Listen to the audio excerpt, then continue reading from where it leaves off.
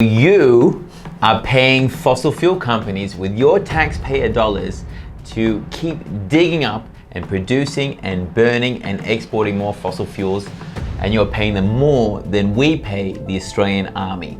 So the big question is the fossil fuel industry more important than the Australian Army? Because that's how much money they are getting on top of their massive profits, on top of all the other layers of support like really low taxation rates. Is that really fair? Is that really just? Is that really smart, given the next 10 years are the decisive years to address the world's largest crisis?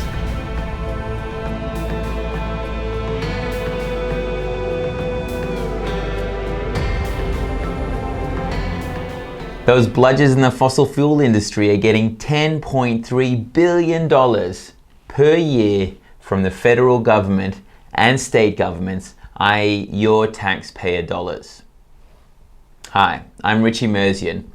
I'm the Climate Energy Program Director here at the Australian Institute, and this is our new Climate and Energy Show. Joining me is Alia Armistead, who will be unpacking just how much money comes from your pockets to help line up the fossil fuel industry as it continues to pollute our planet. Alia, how big is that number in context? 10 billion is a big number, but what does that actually mean in terms of the Australian budget? It's a massive number. $10.3 billion in the last financial year went to subsidising fossil fuels. The largest item of that, largest budget item of that was $7.84 billion. And that is more than we spend every year on the Australian Army. So quite a lot of money. We spend more money on one single subsidy line item to the fossil fuel industry than we do on the Australian Army per year. Yep, that's right. It was the 18th biggest budget item in that financial year.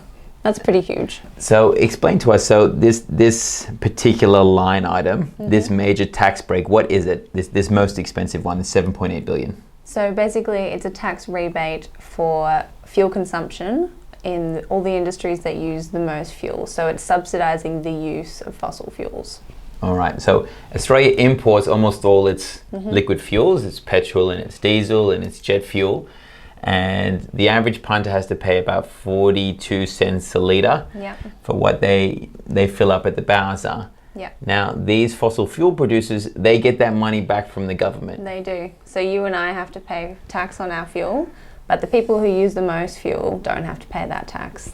Like, it's so odd as well because Australia imports almost all of its petrol, its diesel, its jet fuel. So it's not even that those fuels are produced here. All that money then will go overseas as well. Often to the same multinationals. Yeah, all right, cool.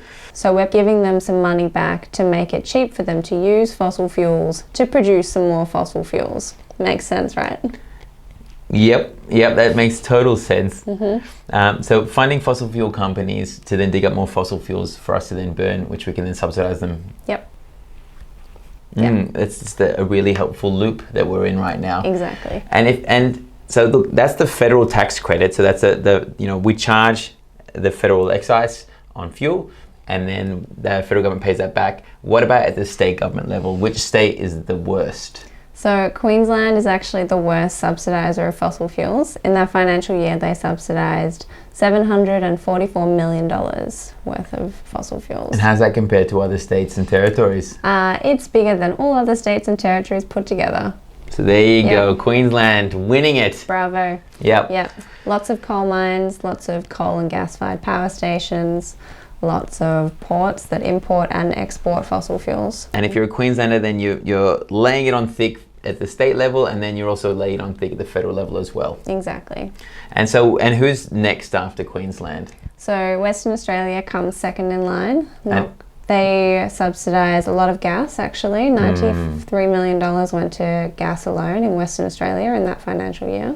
But the Northern Territory also loves gas, so they subsidise quite a bit of gas production. Yeah, well, gas is the fossil fuel of favour for these governments, isn't it? It certainly is. So we have a gas-fired recovery on our hands at the federal level, right? Because if you hire a whole bunch of gas executives to come up with your COVID recovery plan, they will come up with a gas recovery plan. Surprise, surprise. And even though we are having a recovery in Australia that is not gas-led, the government is still pushing ahead. So we could be seeing more subsidies for the gas industry in the federal budget in 2 weeks. Yeah, exactly. That 10.3 billion total, that for every state and territory.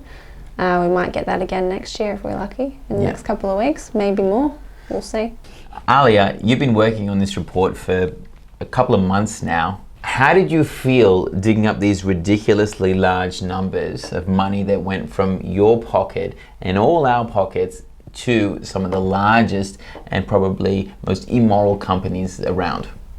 I mean, it's infuriating, you know, like that's you and I paying money for these companies. That's money that could have gone to education, it could have gone to nurses, it could have gone to aged care. All of the things that we know are really important and that we pretend we don't have enough money to pay for. Instead, we're giving it to these guys. But we can't afford those things. We can't afford good health care or education. And we can't afford climate action either. Nope. Hey Alia, why don't you get a job in the fossil fuel industry? Oh, I'd probably earn heaps of money if I worked in the fossil fuel industry.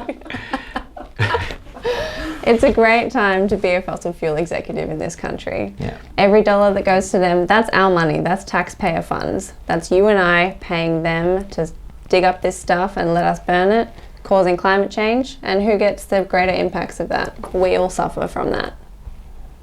So every time you hear someone get stuck into people on the dole or people who require government support to survive of the meager amounts that's given out these days, just know that every minute just under $20,000 flows from taxpayers to fossil fuel companies to subsidize their ability to dig up more fossil fuels for us to then burn, which will only cause more climate change. That's what's happening right now because we are letting it happen. And unless we say no, it'll continue to happen. We need to be serious, right? Money doesn't grow on trees. No, money goes to the fossil fuel industry. Why? Because they are so capable of convincing you of their sense of importance. That's why. Pretty much. And they are importantly part of the problem.